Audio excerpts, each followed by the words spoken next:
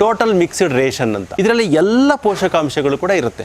ಇದನ್ನ ದಿನಕ್ಕೆ ಒಂದು ಬಾರಿ ತಯಾರು ಮಾಡಿ ಒಂದು ದಿನಕ್ಕೆ ಆಗೋಷ್ಟು ಅದ್ರ ಮುಂದೆ ಹಾಕ್ಬಿಟ್ರೆ ಹಸುಗಳಿಗೆ ಸ್ವತಂತ್ರವನ್ನು ಕೊಟ್ಟಿದ್ದೇ ಆಯಿತು ಅಂತಂದರೆ ಹಸುಗಳು ಫ್ರೀ ಆಗಿರುತ್ತವೆ, ಆವಾಗ ರೈತ ಫ್ರೀ ಆಗ್ತಾನೆ. ಇದರಲ್ಲಿ ಯಾವುದೇ ರೀತಿಯಾದ ಗೋಡೆ ಇಲ್ಲ, ಓಪನ್ ಶೆಡ್ ಇದು. ಶೆಡ್ಡಿಗೆ ಹೊಂದ್ಕೊಂಡಿರ್ತಕ್ಕಂಥ ಅಂಗಳ, ಅದಕ್ಕೇನಂತೀವಿ ಪೆಡಾಕ್ ಅಂತ ಕರಿತೀವಿ. ಹಸುಗಳು ಒಂದೇ ಕಡೆ ಕಟ್ಟಿದ ಕಡೆ ಕಟ್ಟಾಕಬಾರ್ದು. ಹಸುಗಳಿಗೆ ವೈಜ್ಞಾನಿಕವಾಗಿ ಯಾವುದೇ ಕಾರಣಕ್ಕೂ ಸ್ನಾನ ಮಾಡಿಸಲೇಬಾರ್ದು. ಅದಕ್ಕೆ ಸ್ನಾನ ಮಾಡಿದಷ್ಟು ಅದಕ್ಕೆ ರೋಗ ನಿರೋಧಕ ಶಕ್ತಿ ಕಮ್ಮಿ ಆಗುತ್ತೆ. ಯಾವುದೇ ಪ್ರಾಣಿ ತನ್ನ ಮಲದ ಮೇಲೆ ತಾನು ಮಲಗಲ್ಲ. ಆದರೆ ನಾವು ಯಾವಾಗ ಕಟ್ ಹಾಕ್ತೀವಿ ವಿಧಿ ಇಲ್ಲದೆ ಅದ್ರ ಮೇಲೆ ಮಲ್ಕೊಳ್ಳುತ್ತೆ. ಅದು ಒಂದು ಹಸು 365 ದಿವಸದಲ್ಲಿ 270ರಿಂದ 300 ದಿವಸದ ತನಕ ಕೂಡ ಹಾಲು ಕೊಡುತ್ತೆ.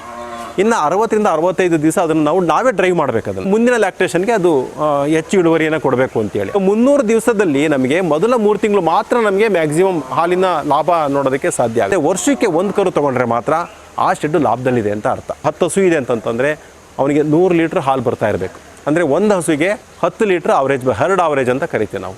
ಹಾಲು ಕೊಡ್ತಾ ಇರ್ತಕ್ಕಂಥ ಹಸುಗಳನ್ನ ಮಾತ್ರ ನಾವು ಅವರೇಜ್ ತೊಗೊಂಡ್ರೆ 12ರಿಂದ 14 ಲೀಟ್ರ್ ಅವನಿಗೆ ಹಾಲು ಬರ್ತಾ ಇರಬೇಕು. ಅವಾಗ ಮಾತ್ರ ಅದು ಲಾಭದಲ್ಲಿದೆ ಅಂತ ಅರ್ಥ.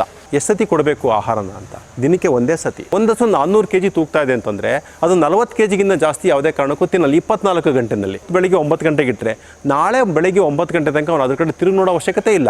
ಒಂದು ಹಸು 16 ಕರುಗಳನ್ನು ಕೂಡ ಕೊಟ್ಟಿರ್ತಕ್ಕಂಥ ಉದಾಹರಣೆಗಳಿದೆ ನಮ್ಮಲ್ಲಿ. ಹಸುಗಳಿಗೆ 20 ವರ್ಷ ಆಯಸ್ಸು ಅಂತಂದರೆ 5ನೇ ಕರು 6ನೇ ಕರು ಸಂದರ್ಭದಲ್ಲಿ ಅದಕ್ಕೆ ಗರಿಷ್ಠ ಅಂದರೂ ಕೂಡ 8 ವರ್ಷ ಆಗಿರುತ್ತೆ ಅಷ್ಟೇ.